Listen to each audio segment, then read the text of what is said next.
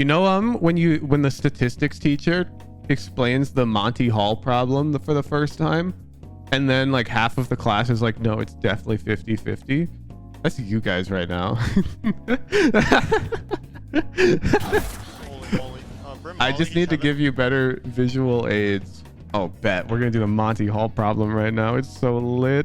Okay, chat. So you're on a game show and you need to guess. There's 3 doors and you need to guess which door has the diamond gem behind it. Okay.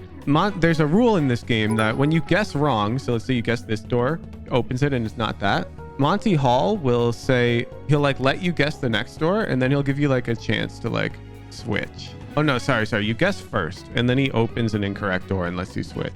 Man, look at me. I don't even remember the rules of the problem.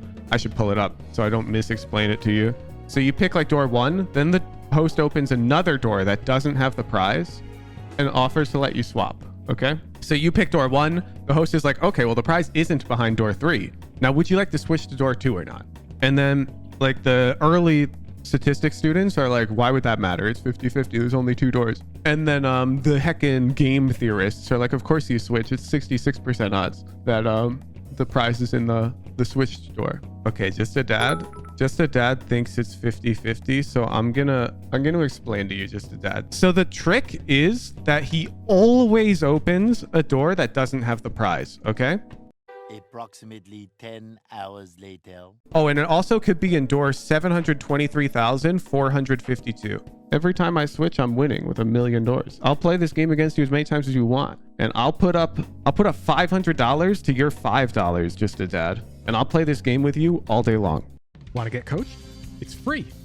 Join the Discord, read the VOD submission rules, submit a VOD for my moderation team to approve, and then show up to any VOD review stream and enter the raffle. Check the events tab on my Discord to see when the next VOD review stream is. Enjoy the video. Damn, McFly's winning. Couldn't be me. McFly. Nice progress. Do we have notes for you? Nope. Platinum 2. Let's get that rank icon here. A VCT knife. Enjoy. Oh my god, he's using the OG banana crate. Good. Oh my god. I like it.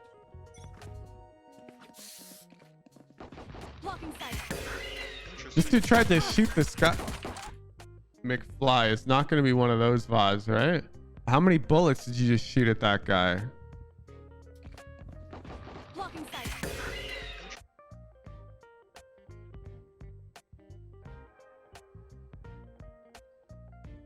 Oh, chill. Look how much time you had to shoot her ahead once. Nice kill, Jet. Out of charges. Time out. Flash. Never mind. We're good. Brim I is got heaven. heals, Killjoy. I'm flashing for you. Brim's up here. One enemy remaining. He's lit. Day stairs. You Baby, go here, baby, back baby. down. Flawless. Good job. That's what I like. Uncool round. Money. I'm glad the Thanks. uncoolness meter is filling up. Used by a judge? On Killjoy? On economic advantage? Oh, let's keep sending people in mid. What the I'm not gonna go this time because I have a judge. Sure. McFly, what is this VOD? This dude has a judge. Wait, you take the judge B, babe?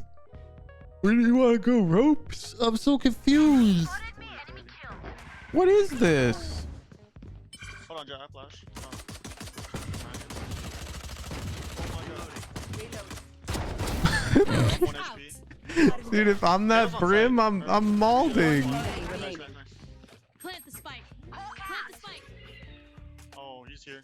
Oh my god, I blind myself. Wait, let me get him. Oh. Okay. Why are you just walking out of the smoke? Why aren't we jumping? We should be jumping. And then here, while we're scaling up, we should be looking at our mini map right here because, well, we're behind some cover. Teammates are coming out. We're not exposed to anything. So we should look at our mini map. We should KO on the right. On site. And then look how you come out. You see how like you don't realize he's there until your teammates are shooting at him? Why jump out of the smoke? Because we have a shotgun. Damn, Jet's popping out. Flash around you. Okay. That was almost bad. Bro. Alright, let's break this. One down. What the fuck is... It's the same two people in this. He's low, he's low. You're dead, dead, dead. I can flash for you. I'm planning One for enemy heaven remaining. long. Oh, yeah, nice shot. Spike's Oh, down. flank sewers. What the hell? Nice shot. I'm Split's okay. your absolute worst map. That's why you submitted this. Well, I mean, I did just see you run out of B main with Keep a doing the judge C3 split. twice. 2 people up ramp, 3 people on site. Hawk out. Launching Stealing sight. Hehe, they 5 seconds. Nice kill. You're better, baby. Okay. Hold on. Chaos. Oh, what are you doing? What are you... Bro. When you plant the bomb, it goes in the direction you're facing. You made this mistake last round too, but I ignored it.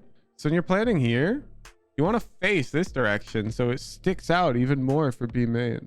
When you're planting in this corner, you want to face the corner to wedge the bomb in there more so there's less diffusable area so it's easier to spam. When you face out this way, you're just making it more diffusable. You're losing free value, man. Spike's down. Party's over. Someone's in defender spawn. Chaos gonna be Placing screened. alarm bot. Coming with y'all. Enemy spotted A. One enemy remaining. Yeah, I'm gonna make a video on bomb planting. Flawless.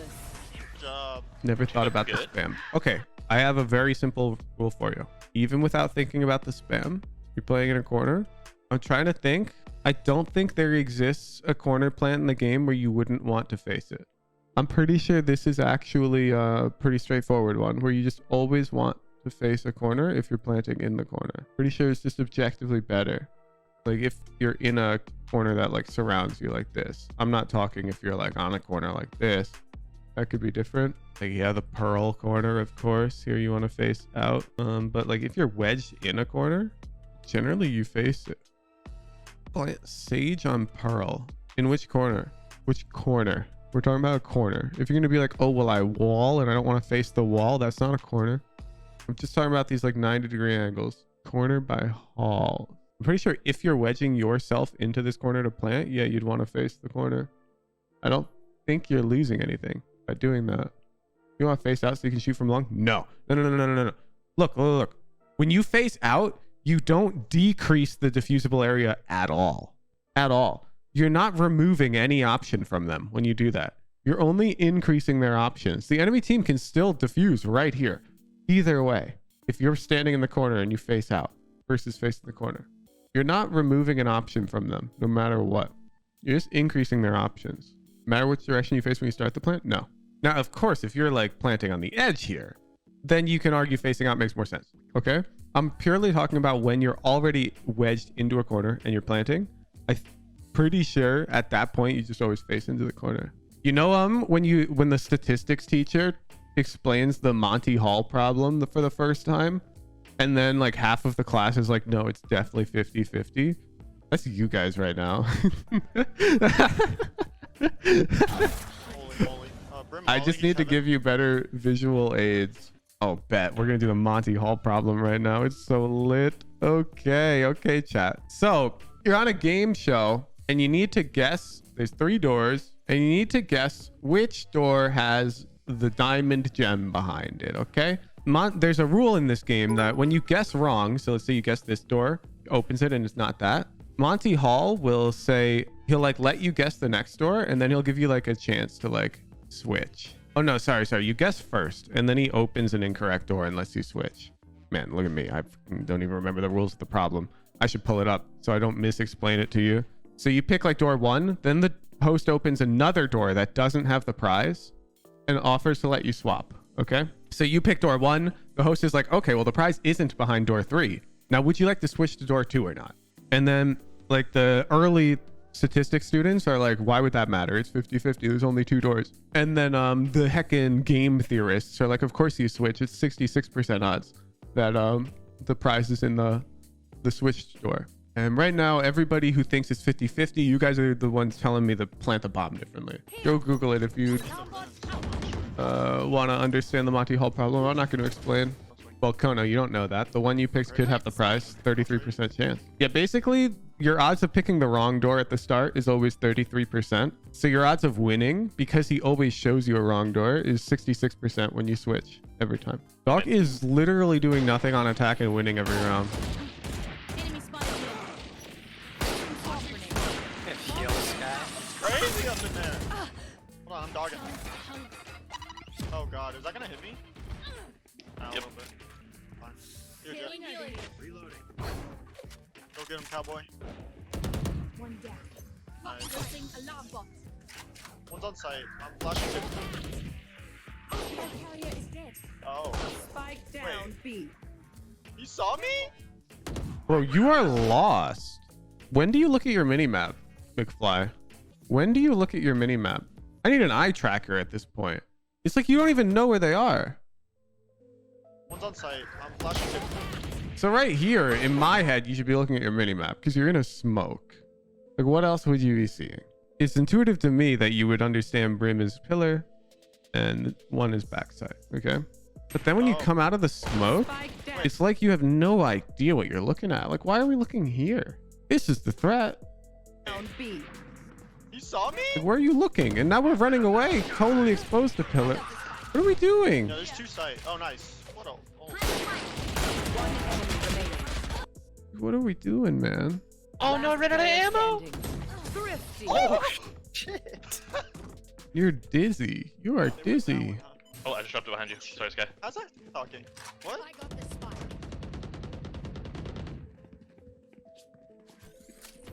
Initiated. I line up for Molly back site, which is the only safe place they have.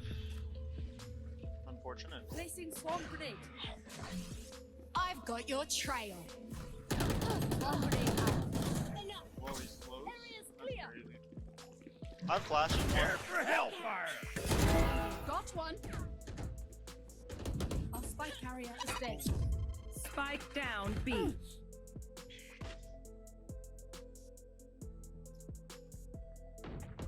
Last player standing. You're crazy for that.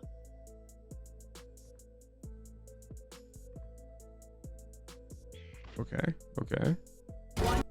You cashed out on one and put yourself in a 1v1 on 70 HP where they know your location. That's so uncool. It literally doesn't get less cool than that. What are you doing? Nice, what's up? You glad we made that? Bro, you're out here saying split's your worst map?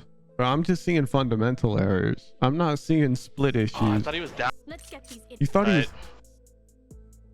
Oh, I thought he was down because he flashed on site. No, dude, your comm should be, oh, I shouldn't have shot that raise. You had the win, but you didn't play it. You're aimed at body height right now. You always aim for head height at the back wall, which is like, I don't know, here. I hope they peek you. Oh, you're already moving. placing sentry. Coolness meter looking very red. Launching The smoke. uncool meter. If you're too uncool, we close your VOD early. Bro, what are you... No. What are you doing? Launching smoke. Flashing heaven. Blinded. One ramps. You calmed one ramp, so you know they're there. You have your knife out now, so you see them on the minimap. Why are we pulling our knife out here to walk up ramp? Like what?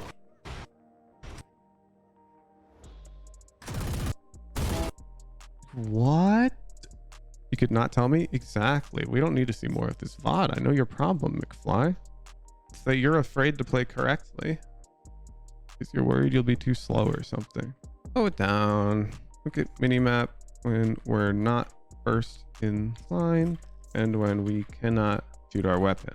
Like reloading, knife out. Like this is like just a fundamental problem you have. The amount you look at your minimap is like terrible. You just gotta chill. You gotta chill. Except that you will die from unlikely threats sometime. That's normal. You're like worried about unlikely threats to a degree that you are throwing your own elo away.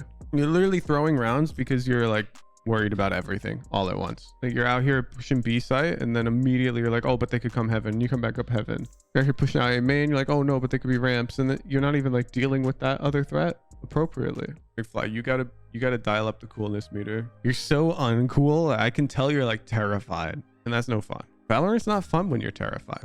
You know how you become not terrified? By sort of you just have to like leap of faith it, and it's even more terrifying at first, and then you kind of get used to it. You kind of get used to just not looking at certain threats. Let's watch after this kill, but I wouldn't be surprised if you just I was on site. you're like, look, you didn't even. Okay, so after I kill Sage, let me show you what I'm doing. If I don't have a plan, I'm coming over here. I'm looking at my mini map and I'm thinking, and then I'm doing something. But watch what you do after you kill him. Ramps. Like, okay, time to push. You're running forwards heaven with the bomb out in the open right now. Nice kill. And you're like, oh wait, I shouldn't do that. It's like while you're trying to think of what to do, you just heckin' panic. On site. I'm rotating. Why are you rotating? We have sight. I got your back off Two here. heaven. Two heaven. There's just one. There's a. Good job. Heaven. Heaven. Alarm bot out. One enemy remaining. Hold on, I'm And dogging. it's safe. Time. Spike stack. He's not in got spawn. chill. He's ramps. Chill, Alright, I got a McFly. flash from over Yeah, here. whenever. chill. You gotta chill. It's heaven again. You got the makings of a high-rated player. You got the nervousness of a low-rated player. Okay, just a dad. Just a dad thinks it's 50-50, so I'm gonna explain to you, just a dad. Can you first be clear that you genuinely think it's a 50-50, just a dad? I just want to make sure that you're not just like trolling. But lots of people do genuinely think it's 50-50, so I am happy to change your mind here by giving you an explanation of why it is objectively not a 50-50. So the trick is that he always opens a door that doesn't have the prize, okay? Always. It's guaranteed that he will do that. So let's pretend there's 4 doors and Monty always opens 2 doors that don't have the prize, okay? So you pick this one and then Monty says, okay, the prize is not here and it's not here. Would you like to switch? Okay. But now instead of 4 doors, let's say there's 5 million doors, okay? ...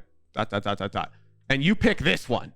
And Monty then opens 4,999,998 doors and says, okay, it's not in any of these. Would you like to switch though? Now, despite there only being 2 doors left, because he always opens doors that don't have the prize in it, switching effectively changes your odds from picking the wrong door to picking the right door. Essentially, what are the odds that you picked the right door if there were a million of them? 1 in a million. But when you switch, your odds become 999,999 in a million. That makes sense? It hurts your brain because there's only 3 doors. But when there's like 5 million doors, you're like, oh, okay.